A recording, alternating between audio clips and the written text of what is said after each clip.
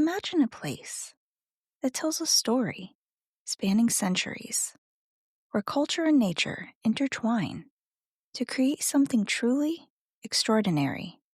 That's the beauty of UNESCO World Heritage Sites.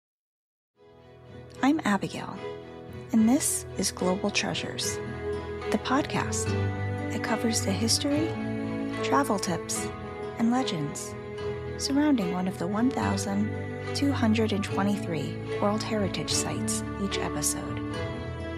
These places have been identified as having universal cultural or natural significance that is so exceptional that it transcends national boundaries and is of importance to present and future generations.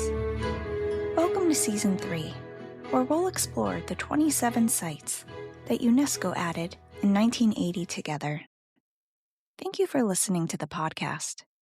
We appreciate all of your support, and you can continue to support us by subscribing at Apple Podcasts, Spotify, Podbean, or any major platform. You can also follow us on TikTok and Facebook. Please share this podcast with your friends and family who love travel and history as well.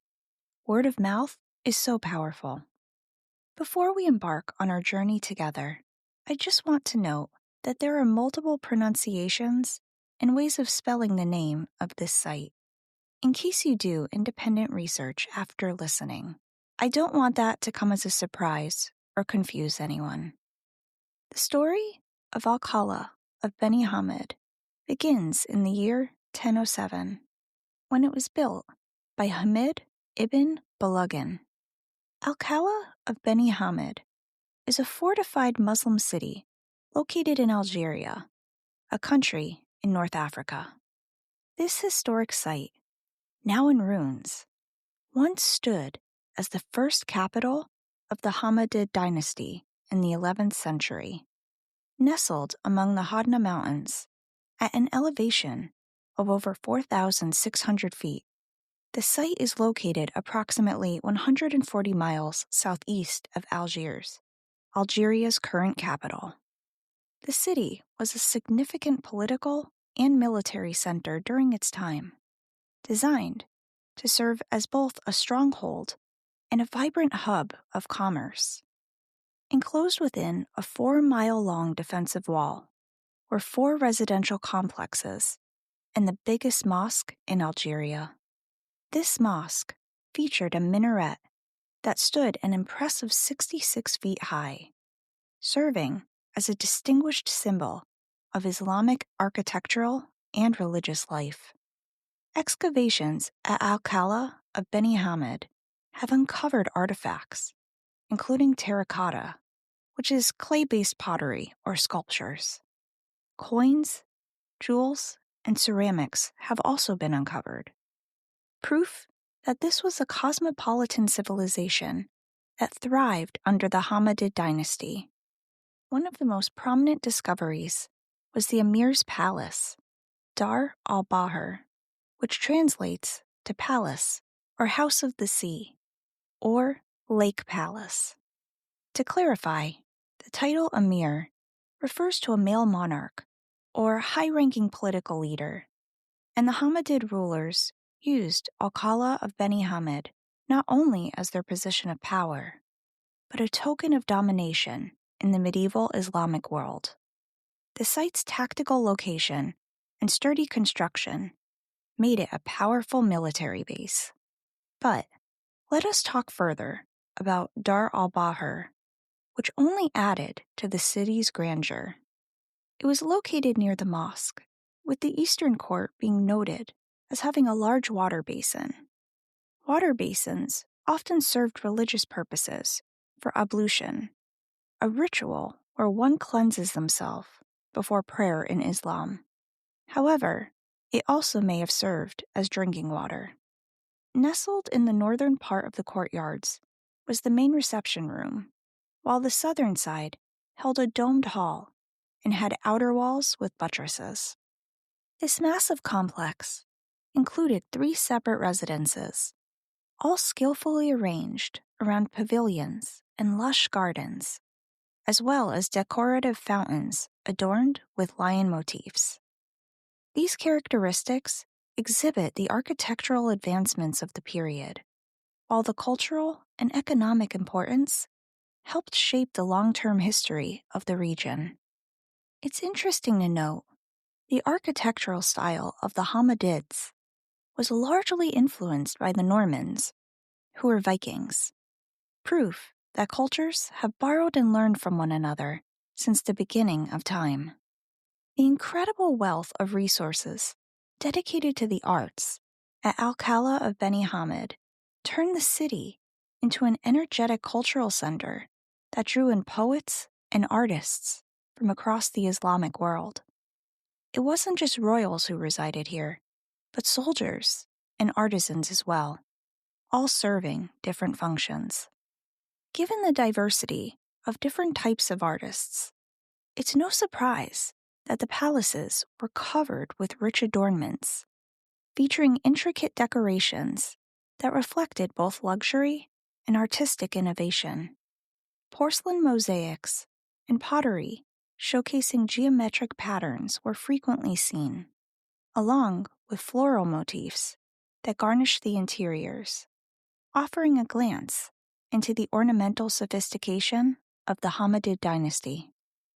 These artistic endeavors were not only a testament to the city's success, but also served as predecessors to later evolution in Western Islamic art, especially in the 12th century.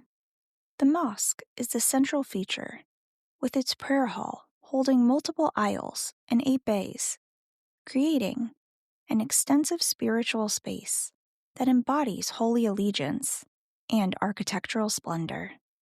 The city rose to become the capital, and again, its strategic importance was what allowed it to sustain a siege in 1017.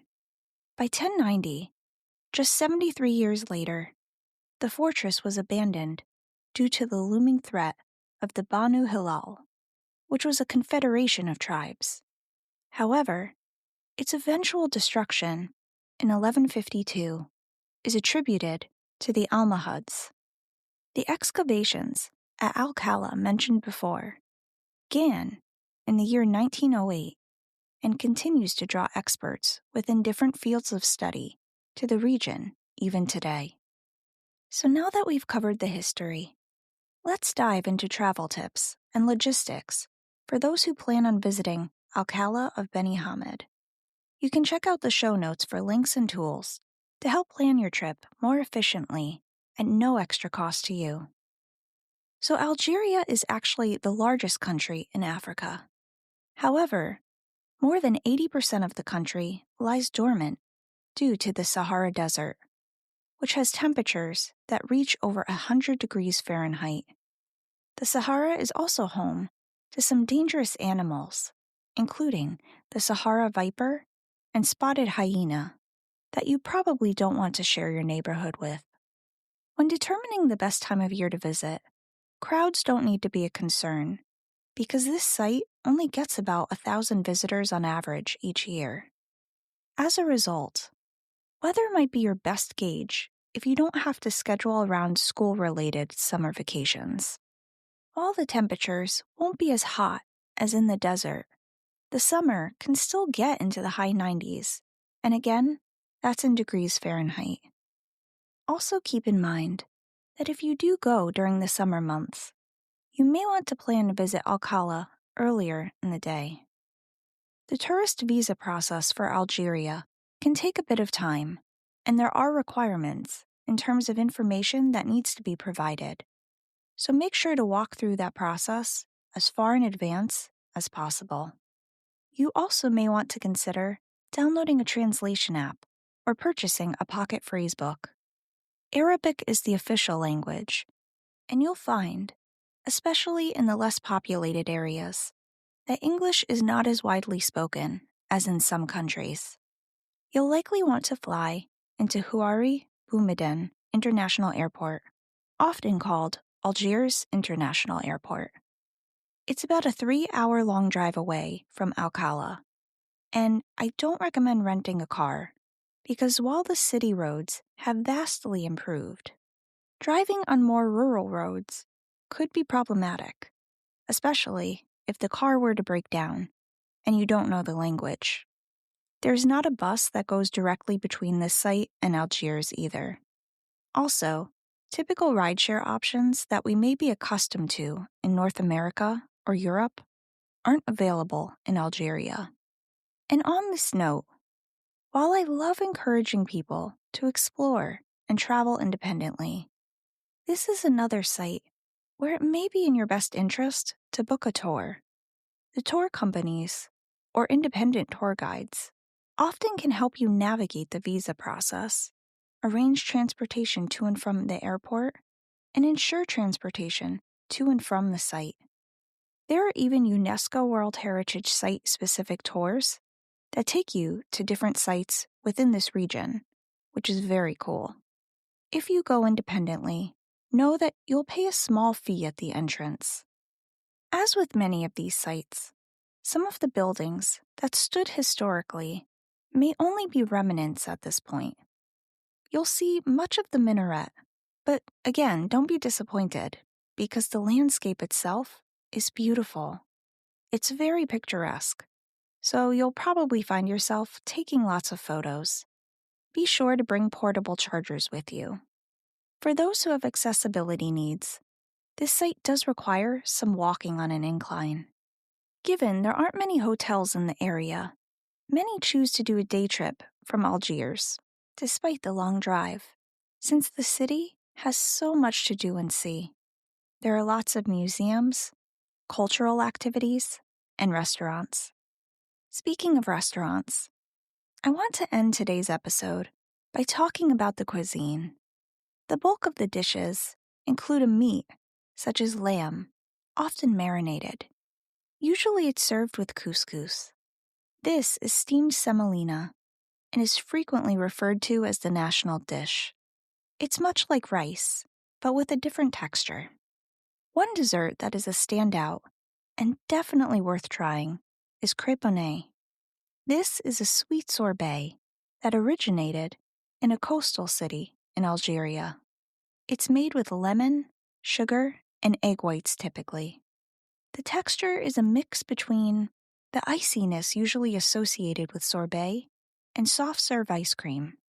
But you'll have delicious options no matter where you go or what foods you decide to try. Through its commitment to culture and design, Qa'la of Beni Hammad served as a metropolis that left an enduring legacy that would influence Islamic art and architecture for generations. This property may be vulnerable to weathering and time, but it's a place of extraordinary beauty that future generations can continue to enjoy and appreciate. Join us for our next episode, where we'll uncover yet another incredible World Heritage Site. Until then, keep exploring, keep wondering, and keep treasuring the remarkable diversity of our world's heritage.